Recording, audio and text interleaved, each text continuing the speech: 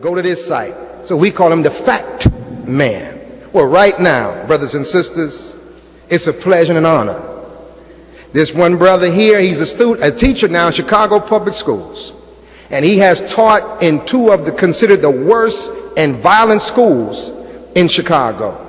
And whenever we've gone to those schools, everybody in the school knows Mr. Muhammad.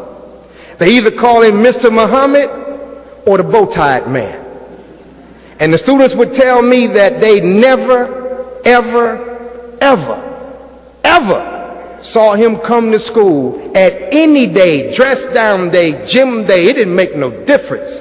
Mr. Muhammad or the bow-tie man wore a suit, white shirt, bow tie, crisp haircut, and carrying a final call and a message to the black man every single day. Brothers and sisters, please help me to welcome student minister, Brother Abdul, the bow tie man Muhammad.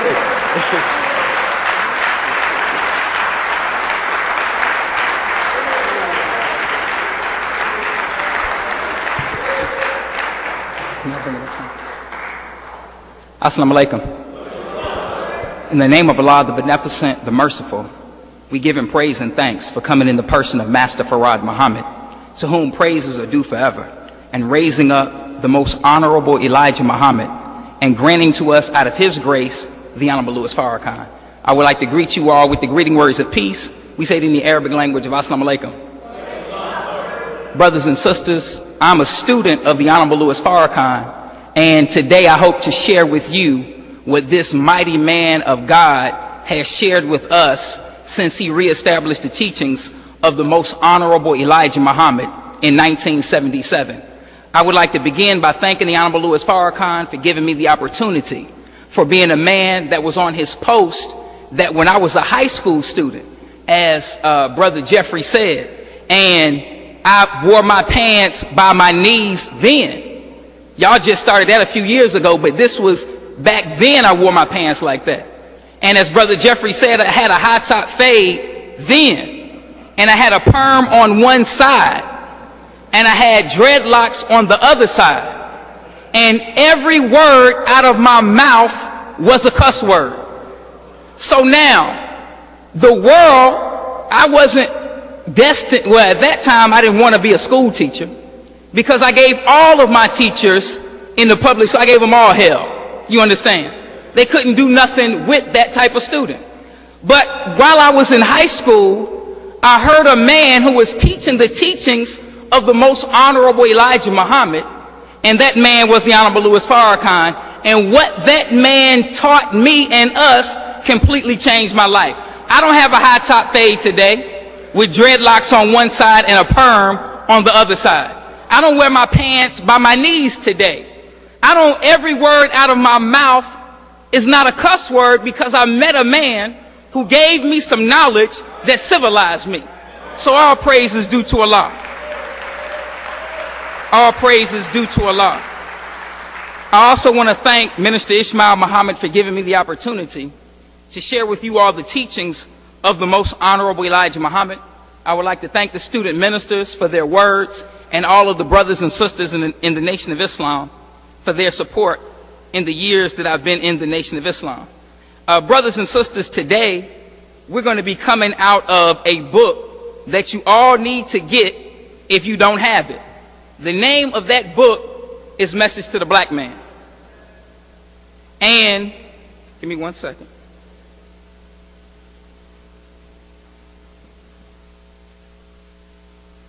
Book is Message to the Black Man. We're going to be dealing with the section that deals with the economic program of the most honorable Elijah Muhammad.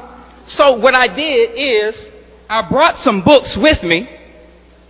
I have Message to the Black Man here. There are a lot of books that you can go read on economics. We have here the book, The Millionaire Mind. Y'all see that? It's a good book. Maybe you want to check it out. We have the book, The Richest Man in Babylon. We have here the book, The Jewish Phenomenon. Another book called The Art of War.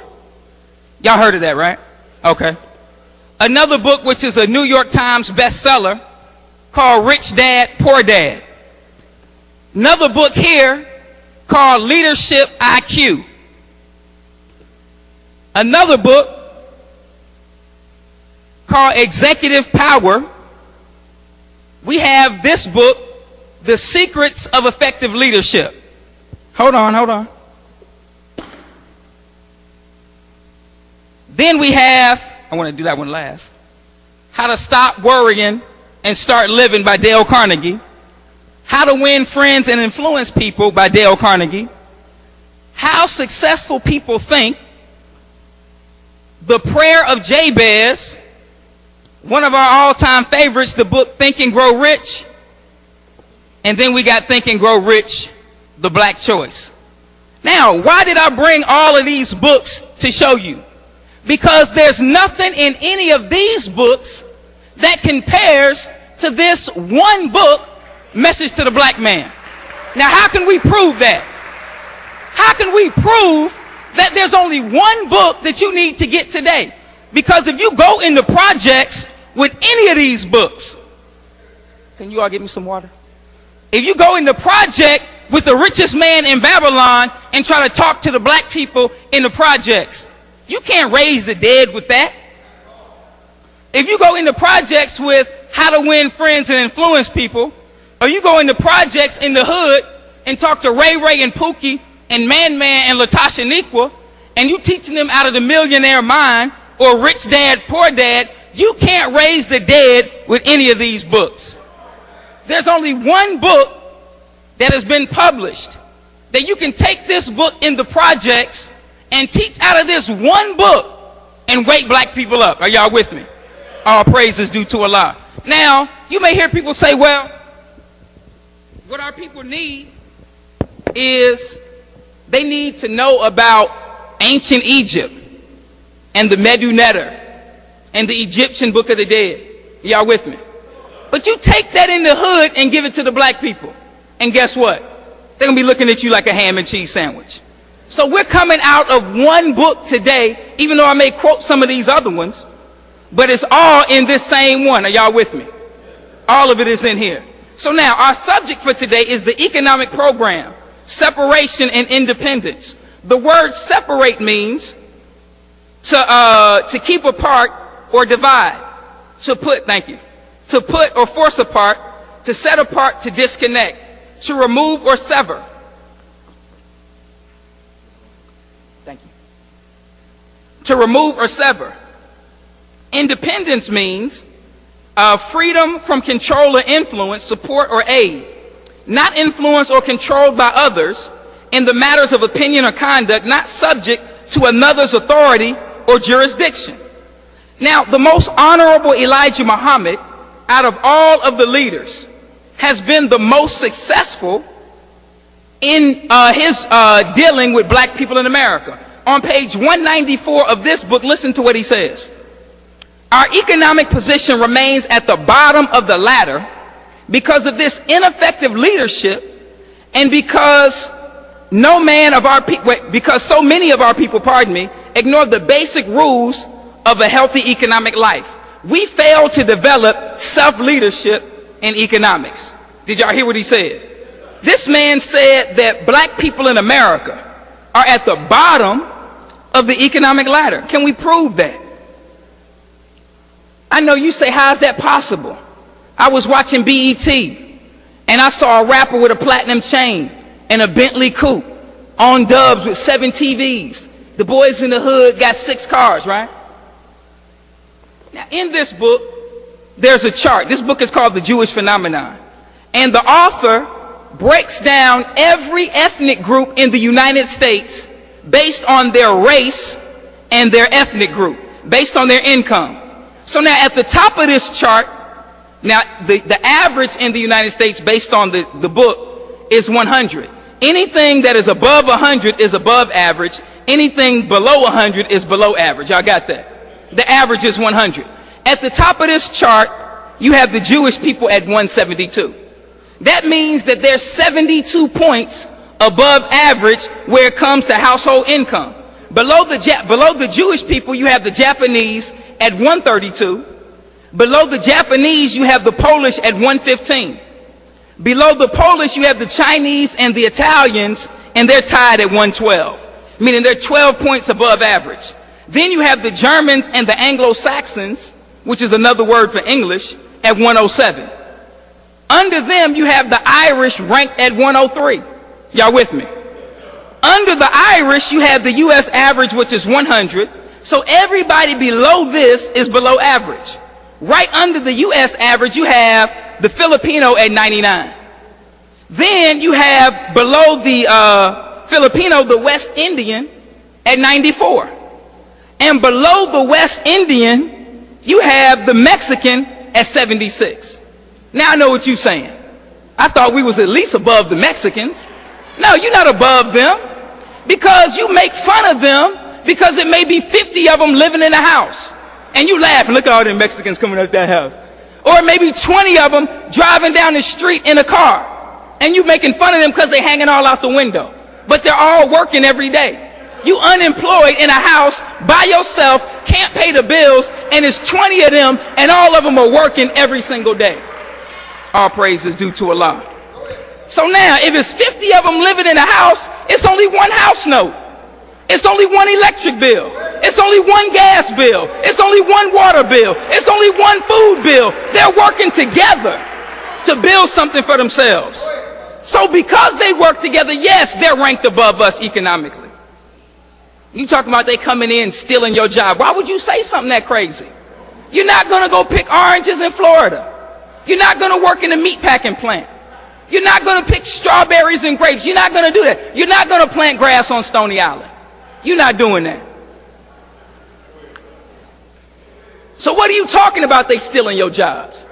They working the jobs that you don't want to work. Okay, let's move on.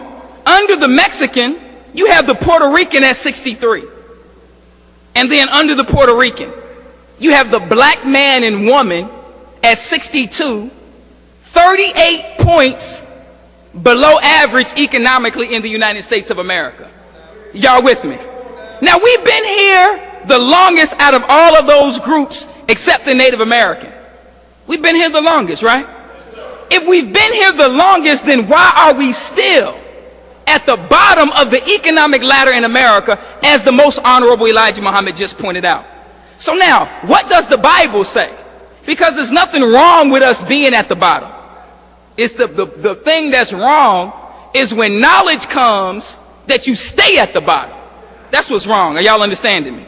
So what does the Bible say? The Bible says in the book of Deuteronomy that the tail will be made the head. Did y'all hear that? The tail will be made the head. Then it says, Jesus says in Matthew that the last shall be first. You heard this in church. But they never married the spiritual teachings of Jesus with a way for you to make some money. So all you did was hear it in church, but you couldn't do nothing with what you heard. You understand what I'm saying? So now Jesus says, and it's also in the book of Psalms, that the stone that the builders rejected has now become the headstone of the corner. So now we have three scriptures that are telling us that the ones at the bottom are going to be raised to the top, right? But now here's what the Bible doesn't tell you. It does not reveal to us the process on how the bottom, the people at the bottom, are going to make it to the top. It doesn't reveal the plan, right, of how the tail will be made the head. It doesn't show you a step-by-step process of how the last shall be first. It just says that it's going to happen. Are y'all with me? So now, what does that mean? That means that God has to raise up a man and has to teach this man the process of how to take the thing from the bottom and put it on top. Well, I'm submitting to you that God has already raised up a man and taught him that process. That man is the Honorable Louis Farrakhan. That man is the most honorable Elijah Muhammad. How do we know? Look at Malcolm X. Where was he? He says in his book that I had sunk to the very bottom of the American white man's society. That's Malcolm X's words. He admits that he was on the bottom. But now in prison, I found Islam. And Islam is what brought him to the top and made him a world leader. So now, if the teachings of the most honorable Elijah Muhammad, from this book, right, raised this man from an ex-convict. Now, you already know, if you are ex-con, you can't become the leader of the NAACP. You could be an ex-con, but they're not going to make you the leader.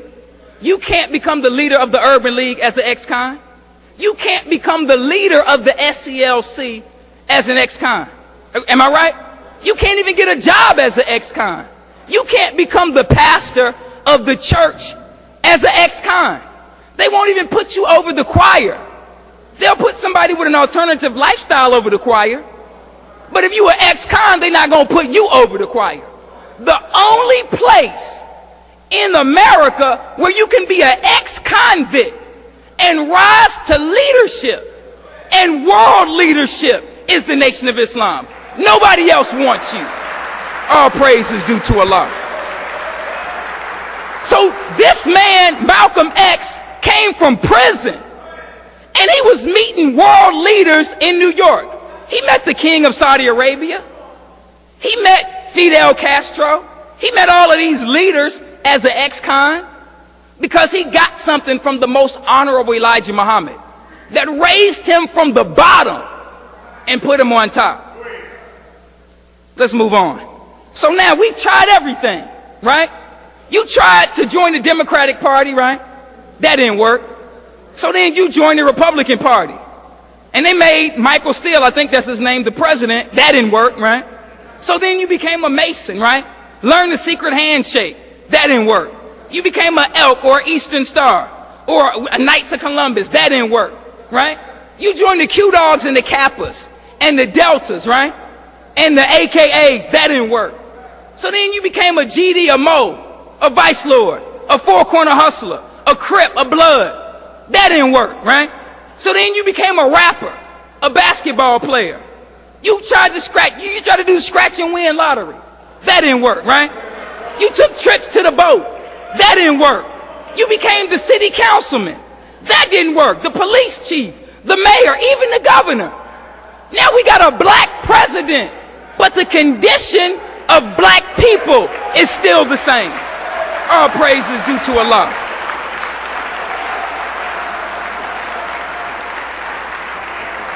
Yes, sir. The condition is still the same. So now, let's look. We live in the most segregated city in the United States, Chicago, right? And everywhere you travel, every race or ethnic group owns the businesses where they live. You go right down to Chinatown, Chinese people own the businesses, right? Signs are in Chinese. You can't even read it, right?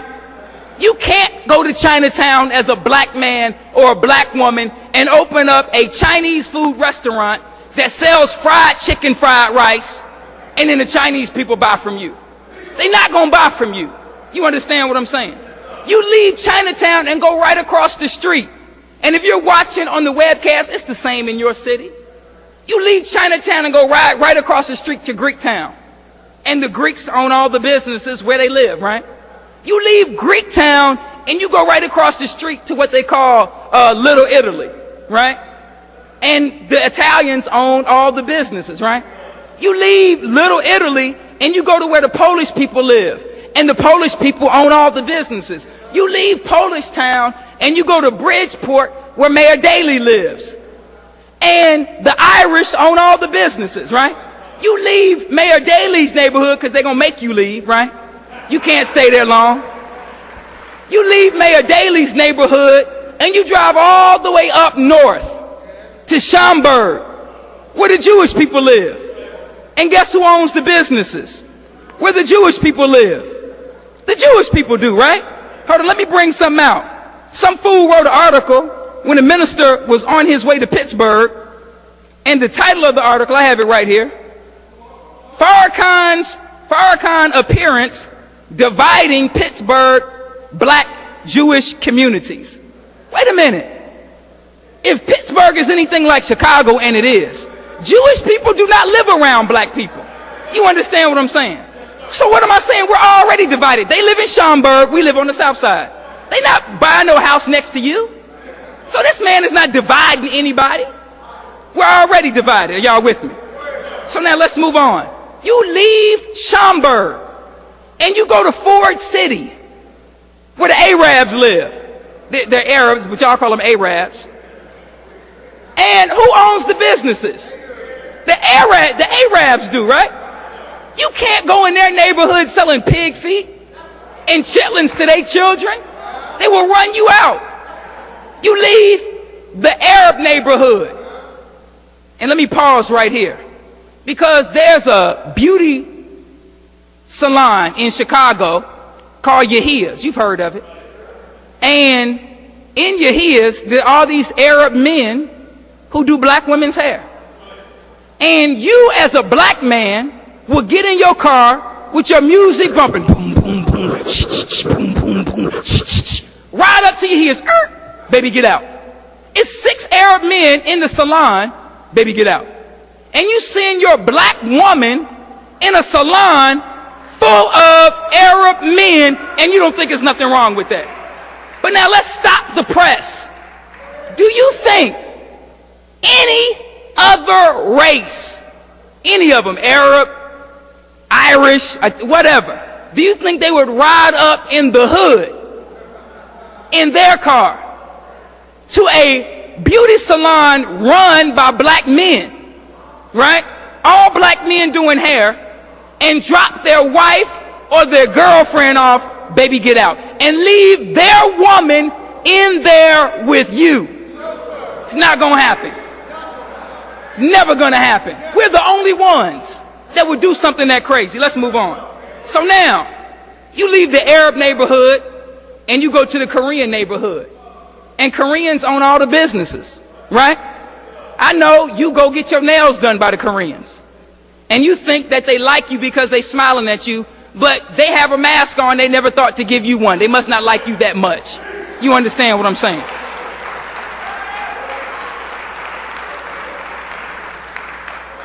So now, here's what I want you to do. All you young brothers and sisters, here's what I want you to do. If you go to Chicago Public School, there's an Arab store somewhere around your school or in your neighborhood, right? Go to them. Let's see, do they really like you? Go to them and say, yeah, you know, I've been coming here since I was 5 years old, spending all my money up in here, getting some candy, getting some Flaming Hots. You know what I'm saying? You know what I'm saying? So, see, you know, I'm a senior, you know, at the school, right? And I'm about to graduate, and I'm trying to go to college. I want to know, can you give me a scholarship? Go and ask them that. See, will they take the money that you've been giving them and help you go to college?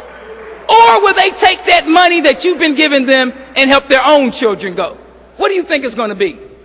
Now, I remember when we were in Detroit for Savior's Day, and Brother Carl was with me. I don't know if he's here. And we went to ask the business leaders if they would sponsor some tickets for Savior's Day, right? And we went to this beauty supply store that was owned by a Korean, and we asked him if he could sponsor 2 tickets, store full of black folks. People buying weave and nails and glue and everything else, right? And this man talked to us for about 30 to 45 minutes on how he's not going to buy a ticket. There's nothing but black people in here. You in the heart of the black community in Detroit, and you won't spend either $20 or $40, I don't remember, on a ticket. And then we said you could give them to some of your customers or people who work for you so they can come. He refused, right? There was another time when I first moved to Chicago, and we were going around to the businesses here, and we went to the plaza where Dominic's is, and we walked in, and we would take turns at that time. So one brother would do the speech and ask for support, so it fell on me. And I walked in, and the business owner, he was Korean. He was speaking perfect English to the lady that was buying something. So when I asked him if he would help us to send our people to Savior's Day, that what they learn may change their life, this man told me he couldn't speak no English. I mean, you was just speaking English. What's my point? My point is we got to do something for self. So now let's move on. So now you come to the black community, And everybody owns businesses in the black community except who? Except us. There's some of us, but it's a few, but most of the businesses are owned by somebody else. See, what we're teaching you is not hatred. What we're teaching you is what everybody else does naturally. See, but we have been rendered dead by 400 years of slavery, so we have to come before you and give you a speech to get you to realize you need to open up some businesses in your neighborhood. When they started Chinatown, no Chinese man came in front of them and said and gave a speech and said, look, we gotta do Chinatown. We have to do it for the Chinese children. They didn't need no speech. It just comes naturally. You understand what I'm saying? All praise is due to Allah. So now, we just left Black History Month, right? Just a month ago. And when you were in school, I'm talking to the young people, or if you're old, same thing happened to you. You were in school, and you celebrated Black History Month, and you learned about the same 4 people. Harriet Tubman, Martin Luther King, Malcolm X, and Rosa Parks. All you learned was their names. That's it, right? Because if I asked you to take out a sheet of paper and write down everything you know about black history, most of us in this room could not fill the front side of the page. Y'all with me? Now, but one person you never learned about in Black History Month was the most honorable Elijah Muhammad. You never learned about him. Some of y'all are looking at us like, who is this man? Elijah Muhammad. We want to get you acquainted with him. You need to ask the question, why didn't they teach you about the work of the most honorable Elijah Muhammad? The reason is because what this man teaches frees you from their control. Y'all understand what I'm saying? What the Honorable Louis Farrakhan teaches frees you from their control. What they teach is the solution to the problems of black people in America and the rest of the world. So now I know what you're saying, but he's a Muslim. He ain't in my religion. What am I be with him for? Okay. When you go to the doctor, right? You've been eating all these ham sandwiches, pig feet, chitlins, fat back, right? Greasy bacon, right? Now your arteries are clogged with plaque, right? You have a heart attack. They roll you into the doctor's office. You don't, and they get the little metal thing and they say, clear. You don't say, hold on. Before you save my life, what is your religion? Do you ask that question? No, you don't. When you're trying to get off cigarettes, right? And you go to Walgreens and get the Nicorette, you don't get to the cash register and say, wait, before I buy this, what's the religion of the people that make this? Right? You don't care nothing about that, right? If you're addicted to alcohol and you're trying to get off of alcohol, and you go to Alcoholics Anonymous, and you don't raise your hand and say, before I introduce myself and say I have a problem, can I know the religion of the person that started the 12-step program? You don't ask that question. Is that right? When you want to go on a diet, right, and lose some weight, you never ask, what's the religion of Jenny Craig? You never ask, what's the religion of Weight Watchers, right? You never ask, what's the religion of the man who does Tabo? What's the brother's name? Billy Blanks. You don't care nothing about that, right? All you care about is, does what they do work? That's all you care about. When you brush your teeth, all praise is due to Allah. You don't care nothing about the religion of the person that makes toothpaste. Does it get rid of tartar and plaque? That's all I want to know. Does it prevent cavities? When you wash your clothes, do you call up Tide? Yeah, see, I was wondering, before I buy this Tide, I see it does 62 loads. That's a lot of loads. What's the religion of the people that make this? All you care about is, does it work? Well, the most honorable Elijah Muhammad, what he teaches works. You understand? So what are you tripping over the man's religion? Praise be to Allah. Now, let's get a quote from James Baldwin, the man who wrote the book, The Fire Next Time. It's from the book, but it's on the back of Message to the Black Man. Listen to what he says. He says, Elijah Muhammad has been able to do what generations of welfare workers, committees, and resolutions and reports in housing projects and playgrounds have failed to do. He has done all of these things which our Christian church has spectacularly failed to do. So now, this man, James Baldwin, is saying that Elijah Muhammad did what generations of other people could not do. So now let's bring that into science, right? In physics, there's a formula for power. Power equals work divided by time. I'm going to say it again. Power equals work divided by time. Are y'all with me? So now, the car is more powerful than the horse because the car shortens the time of travel between point A and point B. That's why when the car was invented, everybody gave up the what? The horse.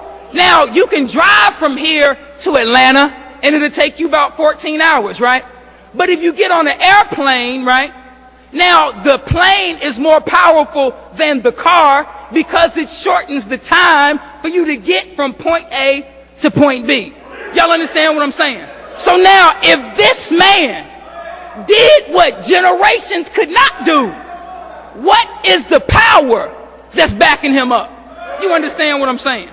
It has to be greater than anything that we've witnessed. All praise is due to Allah. If he was able to reverse 400 years of slavery with a word from his mouth, then take the children of slaves and build a nation, then change the religion of our people, right? Where a judge said when he first started out, trying to teach Islam to black people is like trying to put pants on an elephant. And the most honorable Elijah Muhammad said, I got one pants leg on already. All praise is due to Allah. All praise is due to Allah. Now, I had a PowerPoint. We didn't get a chance to bring it, but I wanted to show you a picture from a magazine that had an elephant with pants on. I have to bring that next time. So now the question is, this man didn't do this work without opposition. Y'all understand? That people weren't standing on the side saying, well, let's see what Elijah's going to do.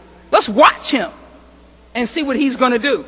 No, he faced the greatest opposition of any man because the most powerful government in the world was opposed to this man. And they did everything within their power to stop that man. Are y'all with me? But if he did it in the face of the greatest opposition, right? And he did the greatest work, then the question in the shortest amount of time, right? Then the question is, what power was with him? It has to be the power of Almighty God, Allah. Are y'all with me? Let's move on. All praise is due to Allah. So now, in the process of him doing this work, and I'm going to go fast. I don't want to keep you all long. In the process of him doing this work, he teaches a man, the Honorable Louis Farrakhan, right? And when the most honorable Elijah Muhammad departed, everything that he built was destroyed. Well, what did he build? Let me quote to you some of the things, and it's a lot. I'm going to go kind of fast. The greatest work of the most honorable Elijah Muhammad was that he was able to reform the lives of millions of people that heard his word. Because you can't do anything with people, with black people, if you don't first change the way we think. You understand what I'm saying? So that was the first and greatest work. He changed the way that black people viewed themselves. Y'all give me 1 second.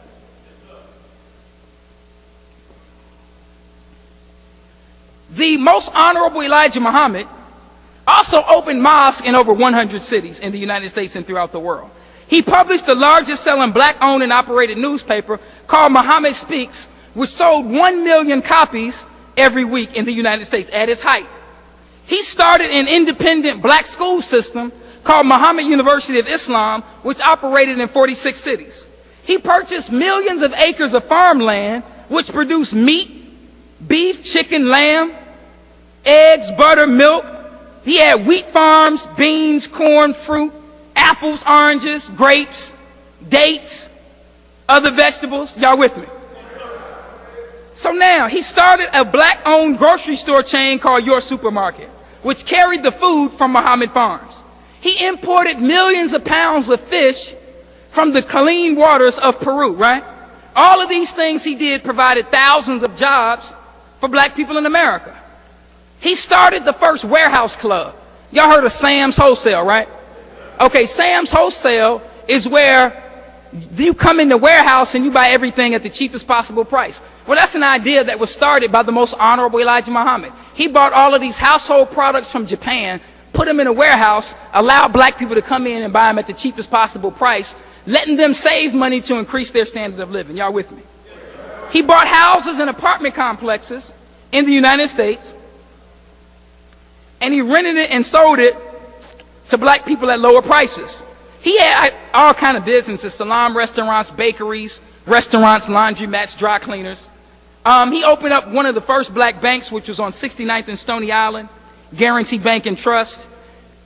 In 1974, he was going to purchase Jackson Park Hospital, and he was also put $1 million down to purchase the South Shore Cultural Center and turn it into a college for black people. So now we're just scratching the surface of the work of the most honorable Elijah Muhammad. But now he's done the greatest work of any black person from among us with the greatest opposition. Are y'all with me? So now here's what happened. That work was destroyed.